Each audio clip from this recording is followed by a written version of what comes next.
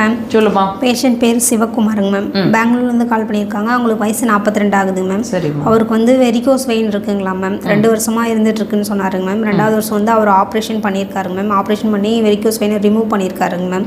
மறுபடியும் அவருக்கு வந்து கால் வீக்கம் வந்துட்டு கால் வலி இருக்குது, குடைச்சலாக இருக்குது, நடக்க முடியல அப்படின்னு சொல்லியிருக்காருங்க மேம். திரும்பவும் ஆப்ரேஷன் பண்ணணும் அப்படின்னு சொல்லியிருக்காருங்களா மேம். அவங்களுக்கு வந்து ஆப்ரேஷன் பண்ண விருப்பம் இல்லைங்க அப்படின்னு சொல்லியிருக்காருங்க மேம். அதுக்கு வந்து அக்குபஞ்சரில் ட்ரீட்மெண்ட் பண்ணுவீங்களா அப்படின்னு சொல்லி கேட்டு நம்ம வீடியோஸ்லாம் நிறைய பார்த்துருக்காருங்க மேம். பார்த்துட்டு கால் பண்ணியிருக்காரு. அவருக்கு பிடிச்சிருக்குன்னு சொல்லியிருக்காருங்க மேம். நம்ம ட்ரீட்மெண்ட்டில் அது ட்ரீட் பண்ண முடியுமா அப்படின்னு சொல்லி கேட்டு கால் பண்ணியிருக்காரு. அதை பற்றி கொஞ்சம் எக்ஸ்பிளைன் பண்ண சொல்லி கேட்டிருக்காருங்க மேம். கண்டிப்பாக. ஏற்கனவே அவருக்கு வெரிகோஸ் வெயின் இருந்து ஆப்ரேட் பண்ணிட்டாரு. இப்போ மறுபடியும் இந்த 1 இயர் பக்கமாக அவருக்கு அந்த வெரிகோஸ் வெயின் ரிப்பீட் ஆகிருக்கு தானேம்மா? ஆமாங்க மேம். ஓகே. இந்த வெரிகோஸ் வெயின்ஸ் அப்படிங்கிற ஒரு விஷயம் அப்படின்னா என்ன?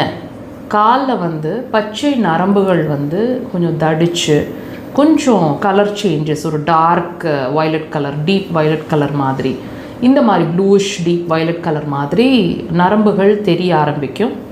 அந்த இடமெல்லாம் வலிக்க ஆரம்பிக்கும். So this condition is called varicose veins. இது ஏன் நடக்குது, எதனால் இந்த பிரச்சனைகள் உங்களுக்கு வருது தெரிஞ்சுக்கலாமா?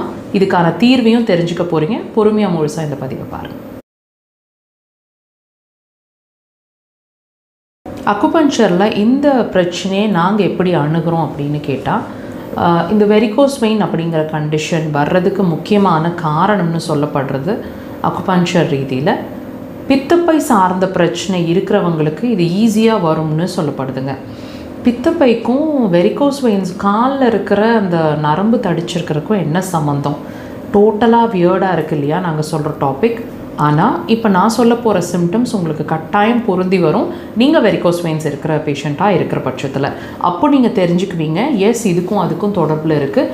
நம்ம ஏன் திரும்ப ஒரு பிரச்சனையை சால்வ் பண்ணி ஆப்ரேஷன் பண்ணாலும் ஏன் திரும்ப வருது, எதனால் அது ரிப்பீட் ஆகுதுங்கிறதும் நீங்கள் தெரிஞ்சுக்குவீங்க. இப்போ நீங்கள் உங்களோட தாட் ப்ராசஸில் அது கால்கள் சம்மந்தமான காலில் இருக்கிற பிரச்சனை, நாங்கள் சொல்கிறோம் அது பித்தப்பை சார்ந்த பிரச்சனை இல்லையா?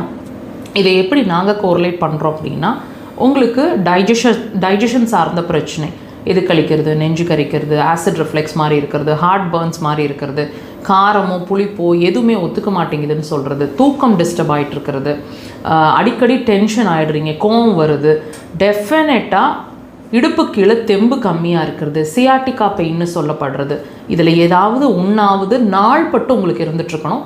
இதுக்கும் உங்களோட வெரிகோஸ் வெயின்ஸுக்கும் சம்மந்தம் இருக்குன்னு இப்போவாவது தெரிஞ்சுக்கோங்க. அதனால தான் நீங்கள் எதுக்கு சிகிச்சை எடுக்கணுமோ அதை விட்டுட்டு நீங்கள் வெரிகோஸ் வெயின்ஸ்க்கு டைரெக்டாக ட்ரீட்மெண்ட் எடுக்கிறது அன்சால்வ்டு ப்ராப்ளமாக கண்டினியூ ஆகுது. So one stop solution acupuncture.